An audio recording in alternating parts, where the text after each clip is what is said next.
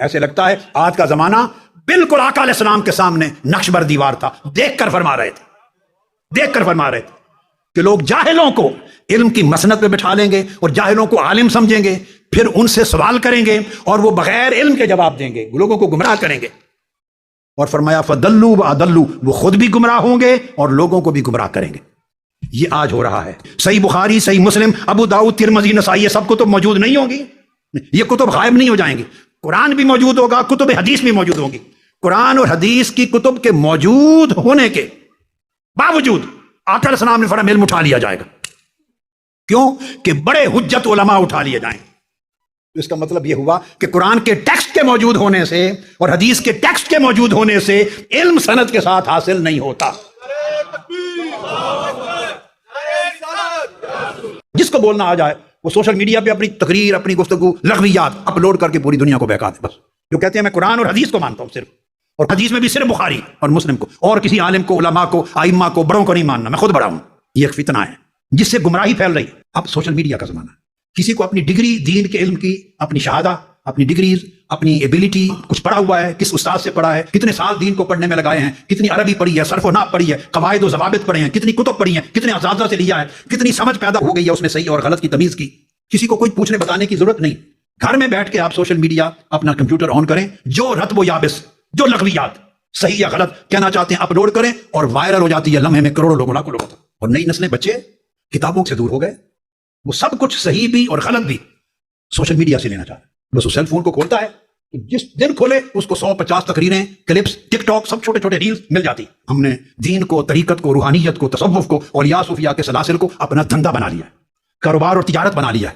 جب لوگ، بچے قریب ہو کر ان کے اعمال و احوال کو دیکھتے ہیں، نگاہ ان کی دنیا پر ہے، نگاہ مرید بنانے پر ہے، مال بٹورنے پر ہے، عمل میں نقص ہے، اخلاق ہے نہیں، علم نہیں ہے، تو جب ان کے عمل کو اور ان کے حالات کو دیکھتے ہیں تو دیکھتے تو کئی لوگ سمجھتے ہیں کہ جیسے یہ مشائخ ہیں جس طرح کے، تو پہلے جن کے نام سنے ہوئے وہ بھی اسی طرح کے مشائخ ہوتے ہوں گے۔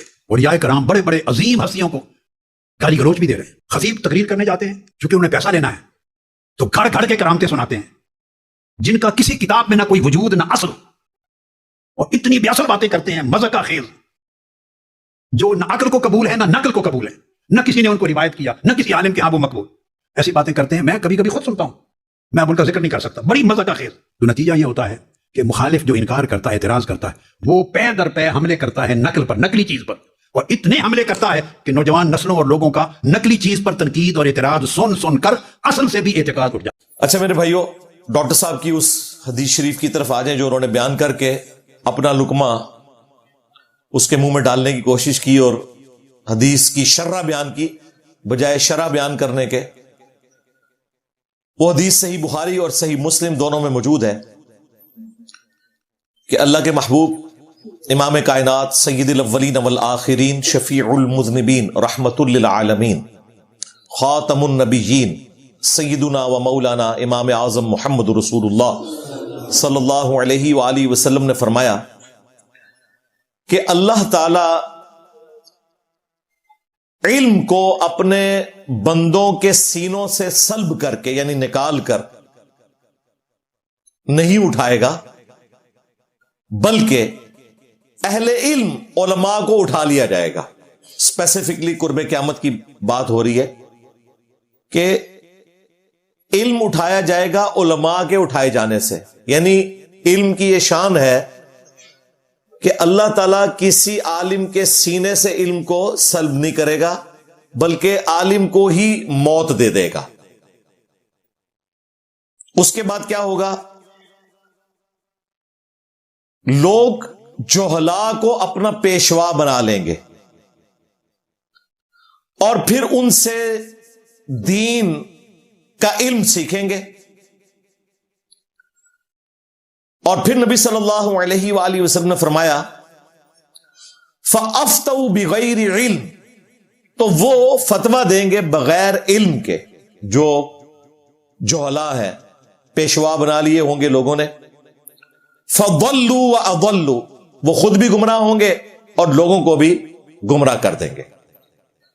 اس کے بعد انہوں نے یہ ثابت کرنے کی کوشش کی کہ یہ وہی زمانہ ہے، اہل علم اٹھائے جا چکے ہیں، جاہل لوگوں کو پیشوا بنا لیا گیا ہے سوشل میڈیا کے اوپر، اور لوگ ان سے مسائل پوچھتے ہیں وہ خود بھی گمراہ ہیں، ان لوگوں کو بھی گمراہ کر رہے ہیں، لہذا ان سے بچیں۔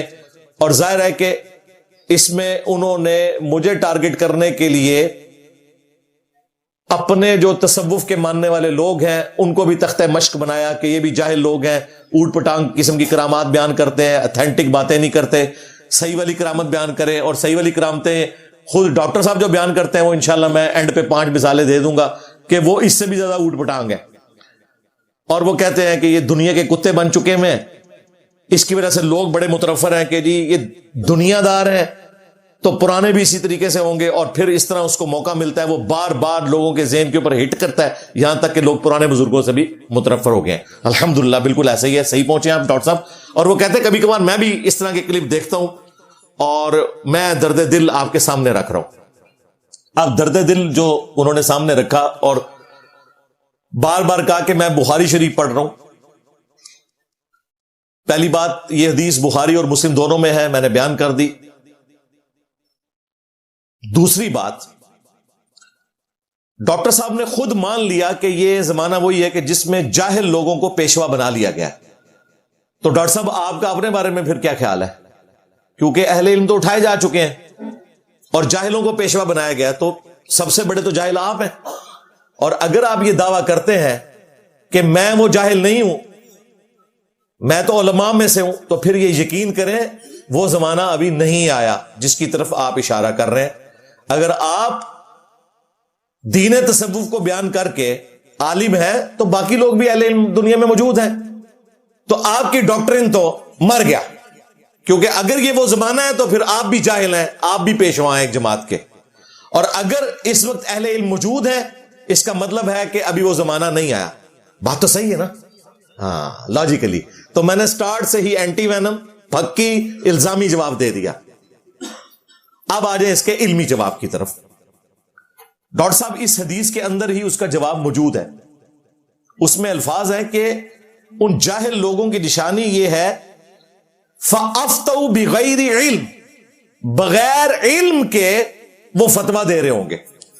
اس کا مطلب ہے کہ اگر علم کے ساتھ فتویٰ دیا جائے تو بات درست ہے، اور اگر بغیر علم کے فتویٰ دیا جائے تو وہ فتویٰ درست نہیں ہے۔ فَأَفْتَوْا بِغَيْرِ عِلْم، بغیر علم کے فتویٰ دیں گے۔ فَضَلُّوا وَأَضَلُّوا، خود بھی گمراہ ہوں گے اور لوگوں کو بھی گمراہ کریں گے۔ بالکل نبی علیہ السلام نے سچ فرمایا کہ بغیر علم کے جو فتویٰ دیا جائے گا وہ لوگ خود بھی گمراہ ہیں اور لوگوں کو بھی گمراہ کر رہے ہیں، اس میں کوئی شک نہیں ہے۔ لیکن اسی میں امپلائڈ ہے کہ اگر بات علم کے ساتھ کی جائے گی تو پھر گمراہی والی بات نہیں ہوگی۔ جب یہ بات کریں گے تو اس کا جواب بھی انہوں نے اس میں دیا ہوا ہے۔ پتہ کیا وہ کہتے ہیں کہ اس حدیث میں موجود ہے کہ اہل علم اٹھا لیے جائیں گے، اللہ تعالیٰ علم کو سلب اس ذریعے سے کرے گا۔ تو کہتے ہیں قرآن بخاری اور مسلم تو قیامت تک رہنے ہیں، لیکن اہل علم اٹھا لیے جائیں گے۔ قرآن بخاری مسلم تو موجود ہوگا، اہل علم موجود نہیں ہوں گے۔ یعنی وہ کہہ رہے ہیں کہ قرآن بخاری مسلم کے ہونے سے کوئی دنیا میں فرق نہیں پڑے گا، ان کے جاہل صوفیاء دین تصوف کے جو علماء سو کالڈ، ان کے ہونے سے فرق پڑے گا جنہوں نے پوری زندگی کبھی بخاری مسلم کھول کے نہیں پڑھی، جن کی ساری تعلیمات دین تصوف کے اوپر چل رہی ہیں۔ قرآن بخاری مسلم کو ڈیگریڈ کر رہے ہیں، وہ کہہ رہے ہیں یہ رہیں گے قیامت تک، لیکن اہل علم چونکہ اٹھ جائیں گے پھر لوگ اپنی مرضی سے ان میں سے فتوے دیں گے۔ یار لوگ کہاں سے اپنی مرضی سے فتوے دیں گے؟ اگر قرآن بخاری مسلم موجود ہے تو جو قرآن بخاری مسلم کے مطابق فتویٰ دے گا وہ اہل علم میں ہوگا، جو اس کے مطابق نہیں دے گا وہ اہل علم میں سے نہیں ہوگا۔ مراد یہ ہے کہ ٹیکسٹ قرآن کا موجود ہوگا، بخاری مسلم موجود ہوں گی، لیکن لوگ عمل کرنا چھوڑ دیں گے۔ ان کی تشریح یہ ہے کہ علماء اٹھا لیے جائیں گے، قرآن پڑھنے سے کسی کو فائدہ نہیں ہوگا۔ میں کہہ رہا ہوں سارے تسی چکے جاؤ، لوگوں کو ڈائریکٹ قرآن سمجھ آ جائے گا۔ آج ایک کافر کو آپ پیش کریں نا ایاک نعبد و ایاک نستعین، وہ اس میں سے یا شیخ عبد القادر جیلانی نہیں نکالے گا، لیکن تمہارے دین تصوف کے ماننے والے اس میں سے یا علی مدد یا عبد القادر جیلانی مدد ثابت کر دیں گے۔ انہوں نے یہ اس میں سے نکالنا ہوتا ہے۔ اہل علم یہ ہوتے ہیں ان کے جو بالکل آیت کے اپوزٹ رزلٹ نکالنے کی کوشش کرتے ہیں۔ قرآن کہہ رہا ہے امن یجیب المضطر اذا دعاہ ویکشف السوء ویجعلکم خلفاء الارض االہ مع اللہ، بھلا بتاؤ تو کون ہے جو مصیبت اور پریشانی میں گھرے ہوئے شخص کی فریاد کو سنتا ہے اور اس سے اس کی تکلیف کو دور کر دیتا ہے، تمہیں زمین پر اگلوں کا خلیفہ کرتا ہے؟ االہ مع اللہ، کیا اللہ کے ساتھ کوئی اور معبود بھی ہے؟ قلیلا ما تذکرون، بہت کم ہی نصیحت حاصل کرتے ہو۔ سورۃ النمل کی آیت نمبر 62 میں اللہ تعالیٰ نے واضح فتویٰ دے دیا کہ اگر تمہارا کسی ہستی کے بارے میں یہ عقیدہ ہے نا کہ وہ مصیبت اور پریشانی میں تمہاری دعا کو سنتا ہے، گویا تم نے اسے معبود مان لیا۔ یہ جھگڑا ہی نہیں ہے کہ عبد القادر جیلانی سن رہے ہیں یا نہیں سن رہے۔ ہم ان سے بڑی پرسنالٹی آپ کو بتاتے ہیں، میکائیل علیہ السلام، جن کی ڈیوٹی ہے بارش برسانے کی، لیکن اگر کوئی مسلمان حضرت میکائیل سے کہے گا نا میکائیل بارش برسا دو کہ گرمی کا موسم قریب آ رہا ہے، ہاں مشرک ہو جائے گا۔ اور جس کی ڈیوٹی لگی ہوئی ہے اس سے دعا مانگنا شرک ہے، اور جن کی ڈیوٹیاں ثابت نہیں ہیں ان سے دعا مانگنا کیا توحید ہوگا؟ جی امی سے بھی تو روٹی مانگتے ہیں، اور بھائی مری بھی امی سے تو نہیں کو مانگتا۔ جی ڈاکٹر سے دوائی لیتے ہیں، اور ڈاکٹر جو مر جاتا ہے اس کی قبر پہ جا کے اس سے دوائی لیتے ہو یا زندہ ڈاکٹر سے لیتے ہو؟ دیکھیں ظاہری اسباب کو ایکسٹراپولیٹ کر کے یہ سب کچھ کرتے ہیں۔ اور نہیں جی شہید بھی زندہ ہے، اچھا شہید زندہ ہے تو اس کی بیوہ مرنے کے بعد نکاح کیوں کرتی ہے؟ بدکار ہوتی ہے؟ نہیں او زندہ ہو رہا ہے، آیا نا داد گلے، او زندہ ہو رہا ہے، اس کا مطلب ہے وہ زندگی اور ہے، جو مر گیا چلا گیا یہاں سے، اس کے لیے دعا کریں گے۔ اب وہ اس دنیا میں نہیں ہے۔ واقعات اٹھاتے ہیں رسول اللہ صلی اللہ علیہ وآلہ وسلم کی مبارک زندگی کے معجزات کے، ایکسٹراپولیٹ کرتے ہیں جی نبی الاسلام سے مانگنے کو شرک کہتے ہیں۔ نا آج دنیا میں رسول اللہ موجود ہوں، ہم اپنی ہر شے رسول اللہ سے جا کے مانگیں گے، آپ سے دعائیں کروائیں گے۔ لیکن اس طرح ایکسٹراپولیٹ کرنا، یہ اس طرح کے رزلٹ نکال رہے ہوتے ہیں۔ یہ ایک الگ سے ٹاپک ہے، اس کے لیے میری ویڈیو دیکھ لیں، شیطانی توحید، شیطانی بابوں کا فتنہ، یہ شیطانی توحید ہے۔ رحمانی توحید وہ ہے جو قرآن و سنت میں آئی ہے۔ خیر یہاں پر بھی انہوں نے غلط تشریح کی، اور انہوں نے کہا کہ علماء سے مراد وہ ہیں جن کے پاس سند موجود ہوگی۔ کس فرقے کی سرکار؟ دیوبند کی یا بریلی کی؟ ڈگری کی تو یہ اوقات ہے کہ بریلویوں کا جو عالم ہے عام دیوبندی کے نزدیک وہ مشرک ہے، اور دیوبندیوں کا عالم عام بریلوی کے نزدیک گستاخ رسول ہے۔ لو سامو اے تہاڈی ڈگری دی اوقات جے۔ ڈگری کی اوقات یہ ہے کہ تم لوگ کہتے ہو امام کعبہ کے پیچھے نماز نہیں ہوتی ہے، جس کے پاس دنیا کی بھی ڈگری ہے ڈاکٹریٹ کی، اور مدینہ یونیورسٹی اور ام القرا یونیورسٹی مکہ کی بھی ڈگری موجود ہے، کہتے ہیں اس کے پیچھے نماز ہی نہیں ہوتی، یعنی اس کے ایمان کے بھی قائل نہیں ہے۔ اے جے تہاڈی ڈگری۔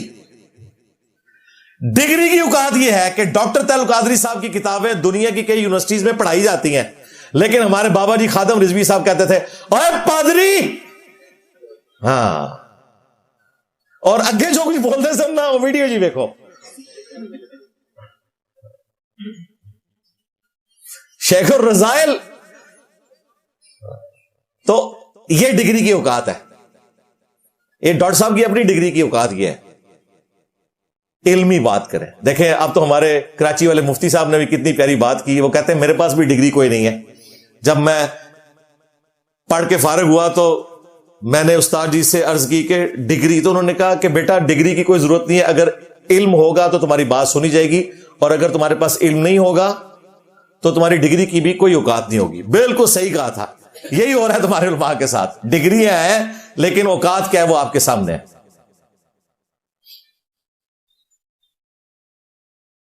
ڈگری کی اوقات یہ ہے کہ 400 سال تک ان ڈگری والے علماء کے بزرگوں نے کعبہ شریف کے اندر 4 مسلح ڈال کے رکھے ہیں، حنفی، شافعی، مالکی، حنبلی۔ اس میں اماموں کا قصور نہیں ہے، اماموں کے نام کے اوپر انہوں نے بدعت جاری کی، جس طرح کرسچنز نے جیزس کرائسٹ عیسیٰ ابن مریم کے نام کے اوپر شرک جاری کیا۔ عیسیٰ ابن مریم وجیہن فی الدنیا والآخرہ ومن المقربین ہے۔ یہ ڈگریاں تھی جی ان کی۔ تو ڈگری کے فضائل ہم سنانے شروع کریں تو خود بھی یہ مان لیں گے کہ یہ سند والی بات، ڈگری والی بات کرنا یہ اپنا مذاق اڑوانے والی بات ہے. اصل چیز ہے علم. علم کے ساتھ فتویٰ ہونا چاہیے، ڈگری کے ساتھ نہیں، علم کے ساتھ. رہی ہماری ڈگری تو قرآن پاک میں موجود ہے. کنتم خیر امۃ اخرجت للناس تأمرون بالمعروف وتنہون عن المنکر وتؤمنون باللہ. تم بہترین امت ہو جو لوگوں کے نفع کے لیے نکالے گئے، لوگوں کو نیکی کی طرف بلاتے ہو، برائی سے روکتے ہو اور اللہ پر ایمان لاتے ہو. ایمان کا ذکر تیسرے نمبر پہ اس لیے ہوا کہ ایمان اسی کا خالص ہے جو نیکی کی طرف بلائے اور برائی سے روکے، وہ اللہ کے لیے حمیت رکھتا ہے. اور پھر اسے کھولا نبی علیہ السلام نے. صحیح بخاری میں حدیث ہے، بلغوا عنی ولو آیا، پہنچا دو میری طرف سے اگرچہ تمہیں ایک آیت ہی آتی ہو. نبی علیہ السلام نے یہ نہیں کہا کہ پورا قرآن حفظ کر لینا ہے اور اس کی پوری تفسیر حفظ کرنے کے بعد بات کرنی، ایک آیت بھی آتی ہے آگے پہنچا دینی ہے. یہاں تک کہ صحیح بخاری میں آتا ہے شیطان نے انسانی شکل میں آ کر حضرت ابو ہریرہ رضی اللہ تعالیٰ عنہ کو وظیفہ سکھا دیا آیت الکرسی کا کہ جو رات کو پڑھ کر سوئے گا صبح تک ایک فرشتہ حفاظت کے اوپر مامور ہو جائے گا. نبی علیہ السلام نے فرمایا یہ 3 راتوں سے جو تمہارا مہمان ہے انسانی شکل میں وہ شیطان تھا. اور حضرت ابو ہریرہ کو پتہ ہی نہیں چلا شیطان انسانی شکل میں آ رہا تھا بار بار. اس زمانے میں یہ جعلی علم غیب نہیں ہوتا تھا نا. آپ کو تو کہانیاں کرائی ہیں جی، بڑے سے بڑا غوث قطب ابدال ایک صحابی کے گھوڑے کے قدموں کی خاک کے برابر نہیں ہے، اور غوث قطب ابدال تو پوری کائنات کو ہتھیلی پہ دیکھتے ہیں، اور حضرت ابو ہریرہ جن کے گھوڑے کے قدموں کی خاک کے برابر بھی نہیں غوث، ان کو یہ بھی نہیں پتا چلا کہ انسانی شکل میں شیطان آ رہا تھا. لو سامو. پھر نبی علیہ السلام نے فرمایا ہے شیطان تھا لیکن بات اس نے سچی کی کہ جو آیت الکرسی پڑھ کے سو جائے گا صبح تک ایک فرشتہ حفاظت پہ مامور ہوگا. نبی علیہ السلام نے تو ہمیں یہ سکھایا. اس کو میں مزید آسان کر کے ایک عام فہم بات کے طور پر آج کل کے دور کے اعتبار سے بیان کروں کہ اگر کوئی پرائمری اسکول کا بچہ آپ کو آ کر کہے کہ سر سورۃ البقرہ کی آیت نمبر 279 میں لکھا ہے کہ جو سود کھاتا ہے اللہ اور اس کے رسول کا اعلان جنگ ہے عز وجل صلی اللہ علیہ وآلہ وسلم ایسے شخص کے خلاف، اس کے جواب میں اگر ڈگری والا عالم یہ کہے کہ تم تو پرائمری اسکول کے بچے ہو، تمہارے پاس تو سند ہی نہیں ہے عالم ہونے کی، لہٰذا میں قرآن کی آیت نہیں مانتا، تو وہ عالم صاحب عالم تو بڑی دور کی بات مسلمان بھی نہیں رہیں گے قرآن کی آیت کا انکار کر کے. تو میرے بھائی ہم بھی تو یہی کر رہے ہیں. ہم قرآن پاک کی آیات احادیث ایک ایک ریفرنس کے ساتھ ڈسپلے کرواتے ہیں. فَأَفْتَوْا بِغَيْرِ علم نہیں ہے، یہ فتویٰ علم کے ساتھ ہے، بغیر علم کے فتویٰ نہیں ہے. تمہاری مرضی ہے قبول کرو، نہیں مرضی تو ٹھیک ہے، شیطان کا راستہ اختیار کرو. لہذا اس قسم کے بہانے لگا لگا کر لوگوں کو حق بات سے دور کرنا اور لوگوں کو روکنا کہ وہ قرآن و سنت ڈائریکٹ نہ پڑھ لیں، اصل ان کے پیچھے مقصد یہ ہوتا ہے کہ قرآن و سنت ڈائریکٹ پڑھیں گے تو یہ لوگ ان کے سامنے ایکسپوز ہو جائیں گے، پھر آپ کو کبھی کوئی بہانہ دیں گے، کبھی کوئی بہانہ دیں گے. اسی لیے میں وقتاً فوقتاً ان کے بہانوں کو ریبٹل کرتا رہتا ہوں ایک عام فہم انداز کے اندر کہ آپ کو پتہ چل جائے کہ ان کی چلاکیاں کیا ہیں. ایسی ایسی چلاکیاں کریں گے عام آدمی سوچ بھی نہیں سکے گا کہ ہاں یار یہ باقی بات تو ٹھیک کر رہا ہے، حالانکہ وہ آپ کے ساتھ چلاکی کر رہا ہوگا. کوئی یہودی آپ کو آ کر کہے نا کہ قرآن و حدیث ڈائریکٹ نہ پڑھنا گمراہ ہو جاؤ گے، آپ کہیں گے یہ اللہ کا دشمن ہے. اور اگر مولوی رسول اللہ کے ممبر کو مس یوز کر کے اس میں چڑھ کے کہے کہ قرآن و حدیث ڈائریکٹ نہ پڑھنا گمراہ ہو جاؤ گے، آپ کہتے ہیں سبحان اللہ مفتی صاحب نے فرما دیا. ایک ہی جملہ ہے، 2 مختلف لوگ بول رہے ہیں اور آپ کو سمجھ نہیں آ رہی کہ آپ کے ساتھ کیا کر رہے ہیں. یار فزکس کے پروفیسر یہ نہیں کرتے، کیمسٹری کے پروفیسر یہ حرکت نہیں کرتے کہ انہیں کتاب کی بنیاد کے اوپر کوئی غلطی بتائی جائے تو وہ آگے سے ناراض ہو جائیں. وہ کہتے ہیں تھینک یو. مولوی کیا کہتا ہے؟ Thank you. سائنس کی ترقی کی وجہ یہی ہے کہ ایک بندے کی غلطی جب دوسرے نے ہائی لائٹ کی تو اس نے اس کو شکریہ کا خط لکھا اور مانا کہ اس کی وجہ سے غلطی دور ہوئی ہے، اور پھر سائنس آگے بڑھی. آپ کوئی ایک مثال نہیں بتا سکتے، نہ میتھمیٹکس کی فیلڈ میں، نہ فزکس میں، نہ کیمسٹری میں. لوگ اوپنلی کہتے تھے کہ جی ہمارا یہ مسئلہ پھنسا ہوا ہے، جو ہمارا مسئلہ حل کرے گا ہم اسے اپریشیٹ کریں گے. اور لوگ مسئلے حل کرتے تھے، ایک دوسرے سے شیئر کرتے تھے. یوں سٹیپ وائز سائنس ترقی کرتی گئی. مولویوں کا مسئلہ یہ ہے کہ ان کی غلطی کسی نے نکالی، انہوں نے حکمرانوں کے ذریعے اسے قتل کروا دیا، اور آج اسلام آپ کے سامنے ہے. لوگ کہتے ہیں پہلے انجینئر کیوں نہیں پیدا ہوئے؟ پہلے بھی تھے بھائی، حکمرانوں کے ذریعے تم لوگ مروا دیتے تھے. سوشل میڈیا نہیں تھا، اس لیے ان کی بات ایک محلے، ایک گلی تک ہی رہ جاتی تھی. آج بھی اگر سوشل میڈیا نہ ہوتا تو جو تم نے گمراہی پھیلائی ہوئی ہے اس کے آگے ہم باندھ سکتے تھے؟ یہ تو اللہ تعالیٰ کی ایک غیبی مدد آئی ہے، الحمدللہ. تم تو کہہ رہے ہو نا کہ جی قرب قیامت میں اہل علم اٹھا لیے جائیں گے، اور غلط تشریح بیان کر رہے ہو. ہم تمہیں ایک قرب قیامت کی بات بتاتے ہیں. مسند احمد میں حدیث ہے، صحیح سند کے ساتھ، المستدرک للحاکم میں موجود ہے، اور مشکات شریف میں بھی موجود ہے. نبی علیہ السلام نے فرمایا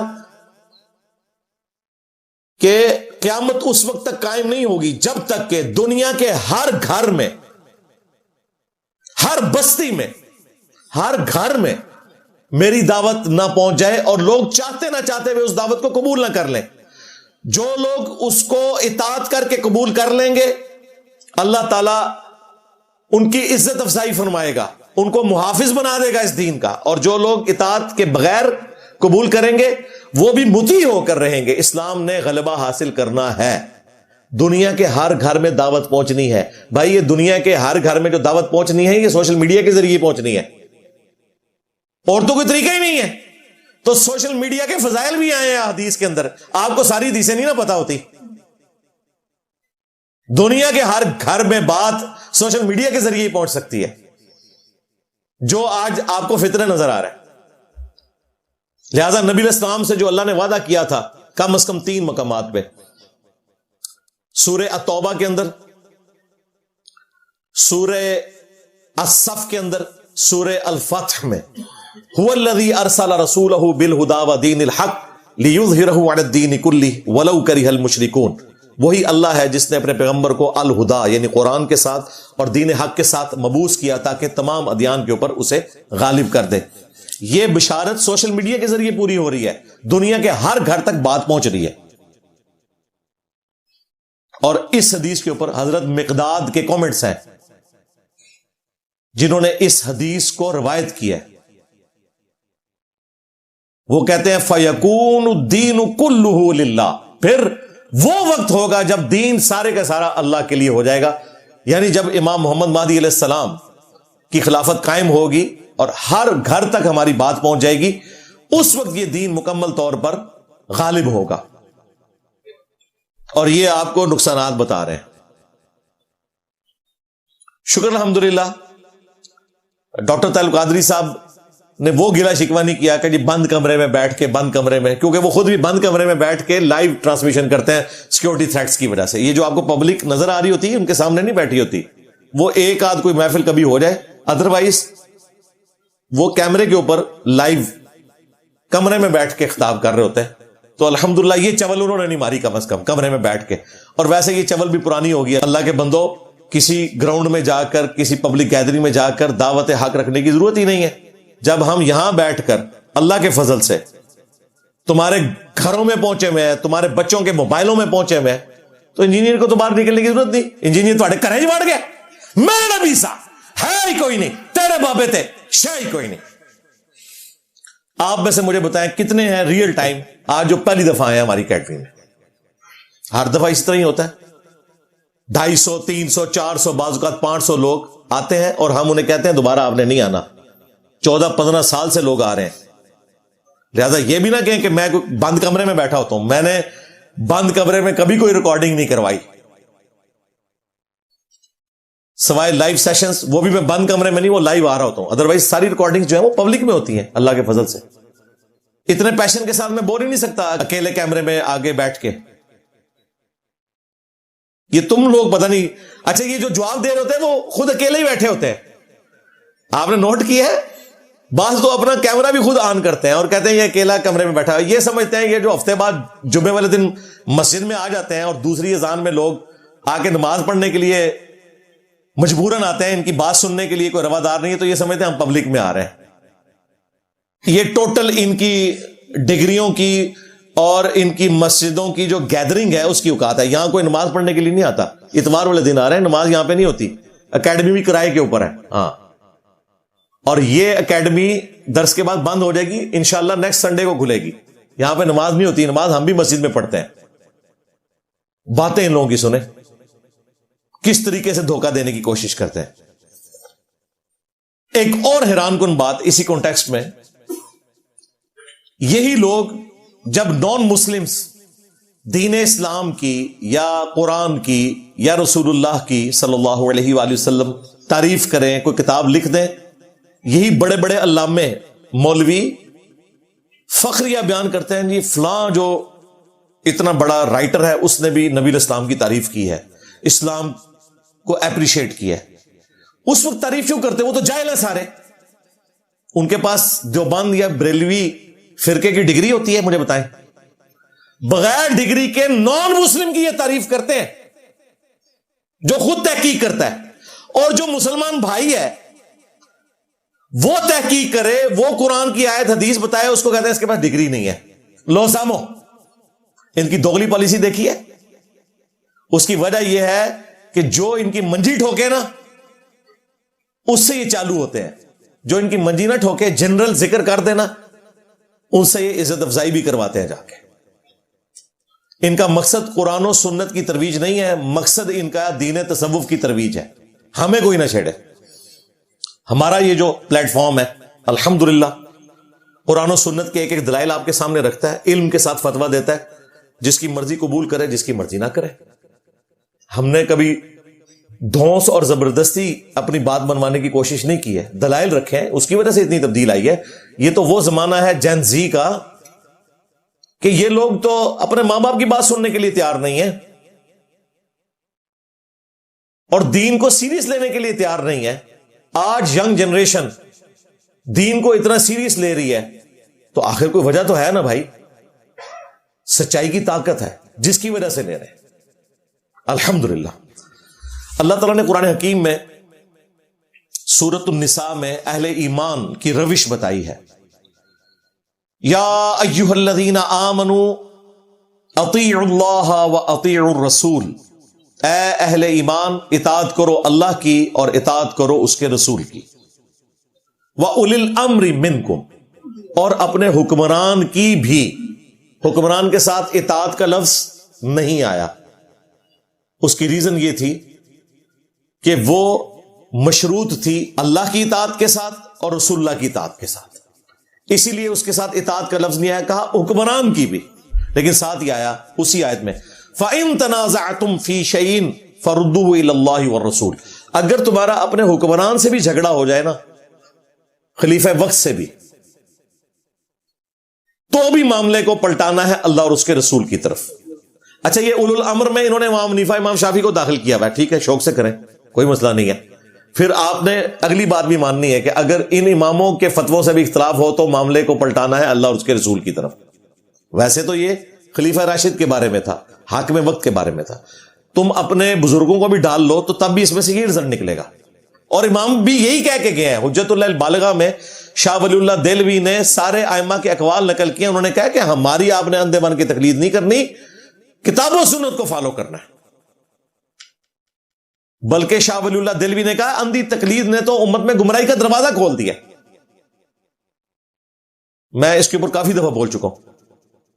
پھر اللہ تعالیٰ نے فرمایا کہ اگر جھگڑا ہو تو اللہ رسول کی طرف پلٹانا ہے. ان کنتم تؤمنون باللہ والیوم الآخر, اگر تم اللہ اور یوم آخرت کے اوپر ایمان رکھتے ہو نا, پھر تمہارا یہ ایٹیچیوڈ ہوگا کہ معاملے کو پلٹاؤ گے اللہ اور اس کے رسول کی طرف. اسی میں تمہاری خیریت ہے اور اسی کا انجام اچھا ہونے والا ہے. سورہ النساء آیت نمبر 59. اور پھر نبی صلی اللہ علیہ وآلہ وسلم نے صحیح مسلم شریف میں حدیث ہے, اپنی امت کو کیا تعلیمات دی. جابر بن عبداللہ کہتے ہیں, اس حدیث کو روایت کیا ہے امام جعفر علیہ السلام نے امام باقر علیہ السلام سے, انہوں نے جابر بن عبداللہ علیہ السلام سے, کہ نبی صلی اللہ علیہ وآلہ وسلم جب بھی منبر پر آتے آپ کی آواز بلند ہو جاتی, غصے میں اضافہ ہو جاتا، آنکھیں سرخ ہو جاتی، گویا کوئی جرنیل اپنی فوج کو تیار کر رہا ہو. یہ ممبر کا سٹائل ہے. پھر آپ فرماتے ہیں میں اور قیامت اس طرح ساتھ بھیجے گئے ہیں جس طرح یہ 2 انگلیاں، شہادت کی انگلی اور ساتھ والی. پھر آپ علیہ السلام کہتے اما بعد فإن خیر الحدیث کتاب اللہ وخیر الہدی ہدی محمد صلی اللہ علیہ وآلہ وسلم وشر الامور محدثاتها وکل محدثۃ بدعہ وکل بدعۃ ضلالہ وکل ضلالۃ فی النار. یہ حدیث صحیح مسلم میں بھی ہے، سنن نسائی کے اندر بھی موجود ہے. آگاہ ہو جاؤ، سب سے بہترین کلام اللہ کی کتاب ہے، سب سے ہدایت یافتہ راستہ محمد صلی اللہ علیہ وآلہ وسلم کا ہے.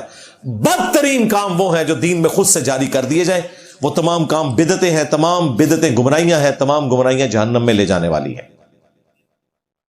یہ نبی علیہ السلام امت کو سکھاتے تھے، قرآن اور محمد رسول اللہ کا فرمان صلی اللہ علیہ وآلہ وسلم. پھر صحیح مسلم میں حدیث ہے، نبی صلی اللہ علیہ وآلہ وسلم نے جو حجۃ الوداع کا خطبہ دیا اس میں الفاظ ہیں، یہی جابر بن عبداللہ اس حدیث کو روایت کرتے ہیں، وہ بڑی پیاری حدیث ہے، امام باقر علیہ السلام سے ہی ہے. امام باقر ملنے کے لیے جاتے ہیں جابر بن عبداللہ کو، وہ نابینا ہو چکے تھے، تو جب ان کو پتا چلتا ہے کہ اہل البیت میں سے آئے ہیں امام باقر علیہ السلام، تو وہ اتنے خوش ہوتے ہیں کہ وہ ان کے سینے کے بٹن کھول کر ان کے سینے پہ ہاتھ رکھتے ہیں، اپنے نبی کی خوشبو ان سے لینے کی کوشش کرتے ہیں اور کہتے ہیں میرے بچے جو تو مجھ سے پوچھے گا نا میں تجھے بتاؤں گا. پھر وہ 7-8 صفوں کی حدیث شروع ہو جاتی ہے جس میں جابر بن عبداللہ نے رسول اللہ کا حج بیان کیا ہے. اس حدیث کا نام ہی حدیث جابر ہے کہ نبی علیہ السلام کا حج کیسا تھا. اس میں پھر وہ حجۃ الوداع کا خطبہ بھی اس میں نقل کرتے ہیں. پھر اینڈ پہ بتاتے ہیں کہ مولا علی علیہ السلام یمن سے 100 اونٹ لے کر آئے، 63 اونٹ نبی علیہ السلام نے خود مبارک ہاتھوں سے نہر کیے، کیونکہ آپ کی عمر مبارک بھی 63 سال تھی، اور بقیہ کے جو 37 اونٹ ہیں وہ حضرت علی نے نہر کیے. پھر ہر اونٹ میں سے ایک ایک بوٹی نکالی گئی اور اس کی ہنڈیاں پکی، اور پھر جابر بن عبداللہ کہتے ہیں کہ مولا علی اور رسول اللہ نے دسترخوان پہ بیٹھ کے وہ 100 اونٹوں کا اکٹھا بنا ہوا جو گوشت تھا اس کو تناول فرمایا. تو جابر بن عبداللہ اہل بیت سے بڑی محبت کرتے تھے، انہوں نے کوئی کنجوسی نہیں کی حضرت علی کی فضیلت بیان کرنے میں. اسی حدیث میں آتا ہے کہ جابر بن عبداللہ کہتے ہیں نبی علیہ السلام نے حجۃ الوداع کے موقع پر جب یوم عرفہ کا خطبہ دیا تو اس میں فرمایا میں اپنے بعد تم میں وہ چیز چھوڑ کر جا رہا ہوں کہ جسے مضبوطی سے پکڑ لو گے کبھی گمراہ نہیں ہوگے، اور وہ اللہ کی کتاب ہے. مسلم شریف میں حجۃ الوداع کے خطبے میں صرف قرآن کا ذکر ہے. کتنی حیران کن بات ہے، حجۃ الوداع کا خطبہ مسلم شریف کا یہ بیان نہیں کرتے. سنت کو ماننا قرآن کو ماننا ہے، کیونکہ قرآن ہی نے ہمیں سنت کی طرف بھیجا ہے. من یطع الرسول فقد اطاع اللہ، جس نے رسول اللہ کی اطاعت کی اس نے اللہ کی اطاعت کی. اور پھر المستدرک الحاکم میں جو خطبہ ہے اس میں الفاظ ہیں 2 چیزیں چھوڑ کر جا رہا ہوں، اللہ کی کتاب اور اس کے نبی کی سنت. اس کا مطلب ہے کہ کافی ساری باتیں ہوئیں کہ نبی علیہ السلام نے صرف قرآن پر ایمفسائز کیا، سنت کا بھی ذکر کیا بعد میں. بہرحال بابوں کا ذکر نہیں ہے اس میں. اگر بابوں کا ذکر ہے نا تو وہ پولیٹیکل اطاعت میں ہے. جامعہ ترمذی میں، ابو داؤد کے اندر، سنن ابن ماجہ میں تم میرے بعد بہت اختلاف دیکھو گے، اس وقت میری اور میرے خلفائے راشدین کی سنت کو لازم پکڑ لینا. علیکم بسنتی وسنت الخلفاء الراشدین المہدیین، داڑوں سے پکڑ لینا مضبوطی سے، تو تم گمراہی سے بچ جاؤ گے. یہی وجہ ہے کہ جب رسول اللہ کی وفات کے بعد حضرت ابوبکر صدیق کے خلاف منکرین زکات کھڑے ہوئے تو ہم نے حضرت ابوبکر کی سنت کو مضبوطی سے پکڑا اور ان کو حق پر مانا. سیدنا عمر اس آزمائش سے نہیں گزرے، ان کے مخاطبین یا مخالفین رومنز اور پرشینز تھے. حضرت عثمان کے جب مخالفین کھڑے ہوئے ہم حضرت عثمان کو خلیفہ راشد مانتے ہیں. اسی طریقے سے سیدنا علی کے مخالفین جب کھڑے ہوئے جنگ جمل صفین نہروان میں ہم حضرت علی کے ساتھ ہیں. یہ سارے کے سارے معاملات پولیٹیکل اطاعت میں ہیں. ہاں جہاں کہیں دین کا مسئلہ آئے گا وہاں خلفائے راشدین کی بھی اطاعت نہیں ہے، یہ ذہن میں رکھیے گا. ہم بخاری مسلم سے ثابت کرتے ہیں، بخاری اور مسلم دونوں میں حدیث ہے مروان بن حکم امام زین العابدین کو خود بتا رہا ہے ان کے دادا سیدنا علی کے متعلق. امام زین العابدین کا نام ہے علی بن حسین بن علی علیہ السلام اجمعین. بخاری مسلم دونوں میں ہے. مروان کہتا ہے کہ میں اس مجلس میں موجود تھا جہاں حضرت علی اور حضرت عثمان کا آپس میں اختلاف ہو گیا. حضرت عثمان حج تمتع سے روک رہے تھے اور حضرت علی مسلسل ان سے بحث کر رہے تھے. پھر اینڈ پہ جب انہوں نے دیکھا کہ حضرت عثمان اپنی بات پہ قائم ہے اور نہیں ہٹ رہے تو حضرت علی نے کہا کہ میں کسی شخص کی وجہ سے رسول اللہ کی سنت نہیں چھوڑ سکتا, خواہ وہ آپ ہی کیوں نہ ہو. حضرت علی نے حج تمتع کیا, حضرت عثمان کی مخالفت کر دی, خلیفہ راشد کی. لہذا اس سے پتا چلا علیکم بسنتی و سنت الخلفاء الراشدین المہدیین کا مطلب ہے پولیٹیکل ڈیسیژنز میں پیروی کرنی ہے. دینی ڈیسیژن میں صرف وہ جس پہ صحابہ کا اتفاق ہو. اگر رائے قرآن و سنت کے خلاف ہوگی پھر خلیفہ راشد سے بھی مخالفت کی جائے گی. حضرت علی کی زندگی اس کے اوپر گواہ ہے.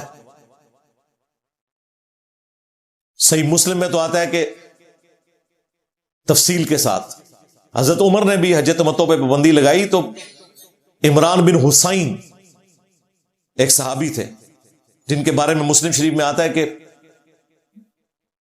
فرشتے ان کو سلام کیا کرتے تھے, وہ سنا کرتے تھے, یہ ان کی کرامت تھی. ان سے جب کسی نے پوچھا کہ حضرت عمر نے جو حج تمتع پہ پابندی لگائی, انہوں نے کہا کہ رسول اللہ کے بعد کوئی وحی نازل نہیں ہوئی ہے, نبی الاسلام تو حج تمتع جاری کروا کے گیا. یہ تو مشرکانہ ایک رسم تھی کہ حج کے دنوں میں عمرہ نہ کیا جائے. نبی الاسلام نے اس رسم کو توڑا. ان کا کتاب وقت ہے کہ یہ شخص جب حکمران بنا اتنے سخت الفاظ میں انہوں نے حضرت عمر کا ذکر کیا.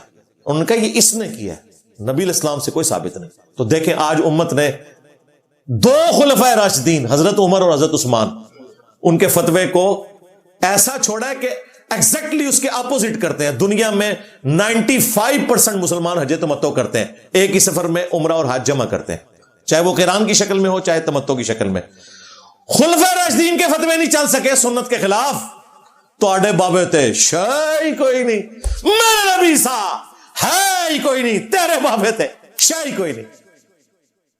تسی بابے لے کے بیٹھے ہوئے ہو. عبداللہ ابن عمر جو بیٹا ہے حضرت عمر کا, جامعہ ترمذی میں آتا ہے کہ ایک شامی آ کے پوچھتا ہے کہ کیا حج تمتع کرنا جائز ہے؟ ابن عمر کہتے ہیں جائز کیا, سنت ہے, یعنی ایک سفر میں حج اور عمرے کو جمع کرنا. نبی علیہ السلام نے ویسے حج تمتع نہیں کیا تھا, لیکن تمتع آپ نے اس اعتبار سے کیا کہ قران بھی تمتع کی ہی ایک شکل ہے. چونکہ آپ علیہ السلام مدینہ شریف سے قربانی کا جانور لے آئے تھے تو آپ نے فرمایا مجھے پہلے پتہ نہیں تھا, قرآن کی آیت نازل ہوگی کہ جو قربانی کے جانور لے آئے ہیں وہ احرام نہیں کھول سکتے. لیکن نبی علیہ السلام نے صحابہ کو کہا کہ جو قربانی کا جانور نہیں لایا احرام کھول دے, آسانی ہو امت کے لیے, تاکہ پھر حج کے دنوں میں دوبارہ باندھ لینا. اور جنہوں نے نہیں کھولا آپ نے ان سے ناراضگی کا اظہار فرمایا, یعنی حج تمتع کو آپ نے جاری کیا.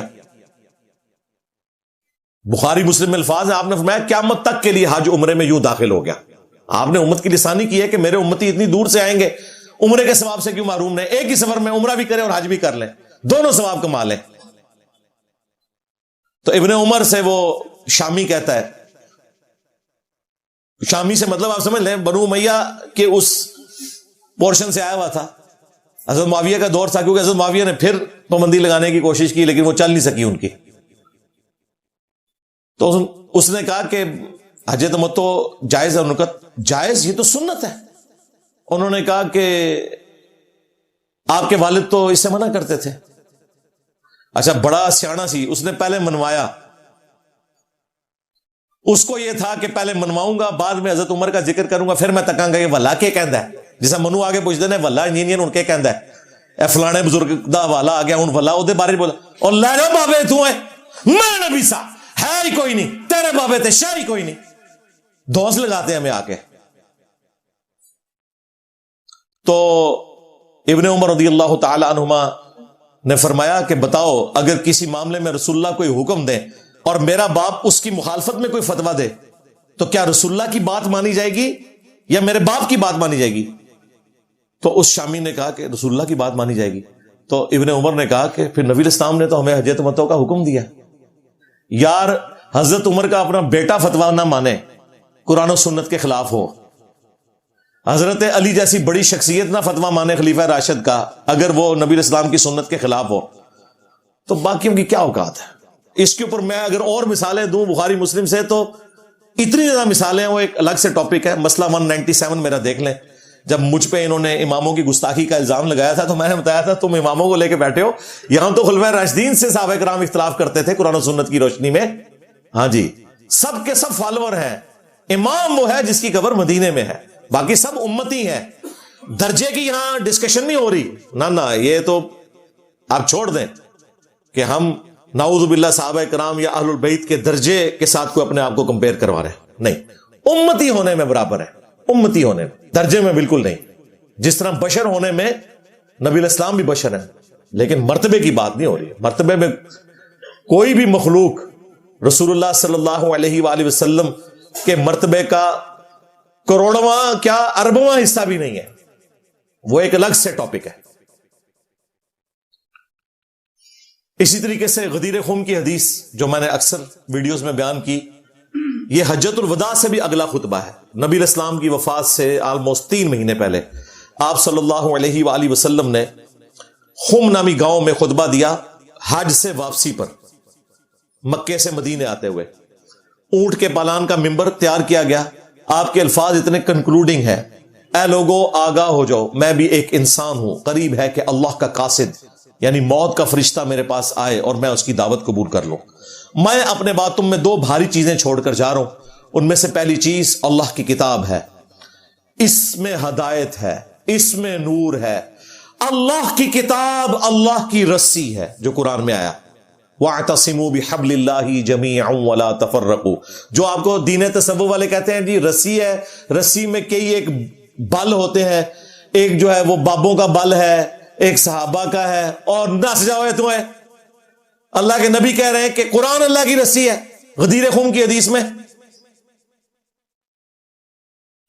یہ اللہ کی رسی ہے, جو اسے پکڑے گا ہدایت پر ہوگا, جو چھوڑ دے گا گمراہ ہو جائے گا. اس پلانٹ ارتھ پہ کسی حدیث میں قرآن کے لیے وہ تعریفی کلمات نہیں جو غدیر خم کی حدیث میں ہے. آپ علیہ السلام نے کیا فرمایا؟ پہلی بھاری چیز اللہ کی کتاب ہے, اس میں ہدایت ہے, اس میں نور ہے, یہ اللہ کی رسی ہے, جو اسے پکڑے گا ہدایت پر ہوگا, جو چھوڑ دے گا وہ گمراہ ہو جائے گا. زید ابن ارقم کہتے ہیں اس کے بعد نبی الاسلام ہمیں بار بار کتاب اللہ کے اوپر ایمفسائز کرتے رہے, اللہ کی کتاب, اللہ کی کتاب, اللہ کی کتاب. اور پھر فرمایا دوسری بھاری چیز میرے اہل البیت ہیں, میں اپنے اہل البیت کے معاملے میں تمہیں اللہ کا خوف دلاتا ہوں, میں اپنے اہل البیت کے معاملے میں تمہیں اللہ کا خوف دلاتا ہوں, میں اپنے اہل البیت کے معاملے میں تمہیں اللہ کا خوف دلاتا ہوں. 3 دفعہ فرمایا, لیکن امت بالکل الٹ چلی, نہ قرآن کو پکڑا نہ اہل البیت کو زندہ چھوڑا. اور یہ پلیٹ فارم غدیر خم پہ ہے. توحید ایسی بیان ہو رہی ہے کہ جو توحید کے ٹھیکیدار تھے وہ بھی کانپتے ہیں. انجینئر صاحب اتنی دلیری سے بولتے ہیں, اس لیے کہ انجینئر صاحب غدیر خم پہ کھڑے ہوئے.